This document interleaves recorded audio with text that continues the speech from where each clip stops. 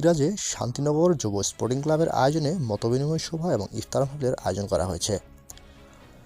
বিস্তারিত জানাচ্ছেন Mohammad Shamim Hossain, staff reporter, Khulna থেকে। অভিযান নিউজ টিভির সাথে আছি আমি তৌফিক হাসান। মোংলার দিগরাজে শান্তিনগর যুব স্পোর্টিং ক্লাবের আয়োজনে মতবিনিময় সভা এবং ইফতার মাহফিল অনুষ্ঠিত হয়। শুক্রবার 21 মার্চ বিকাল 4টায় দিগরাজ ব্যাংক রোড শান্তিনগর আবাসিক এলাকা ক্লাবের নিজস্ব কার্যালয়ে ক্লাবের সভাপতি মোহাম্মদ পারভেজ শেখের সভাপতিত্বে এবং সাধারণ সম্পাদক মোহাম্মদ জলি তালুকদারের পরিচালনায় মতবিনিময় সভা অনুষ্ঠিত হয়েছে। উক্ত মতবিনিময় সভা এবং ইফতার মাহফিলে উপস্থিত ছিলেন শান্তিনগর আবাসিক এলাকার সুধীজন ও ক্লাবের সকল সদস্যবৃন্দগণ। সভা শেষে ইফতার এবং দোয়া মাহফিলের আয়োজন ছিল। তোমাদের উপরে রোজাকে ফরজ করা হলো, যেমনিভাবে তোমাদের পূর্ববর্তী দিগকে ফরজ করা হয়েছিল।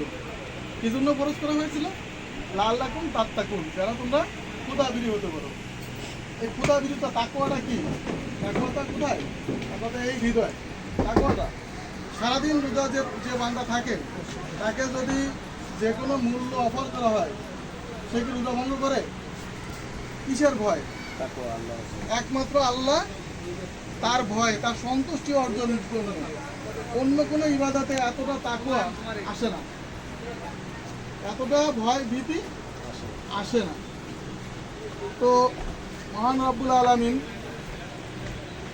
এই একই গ্রন্থে আমাদের একই নির্দেশনায় কুতিবা আলাইকুমুল কিতাল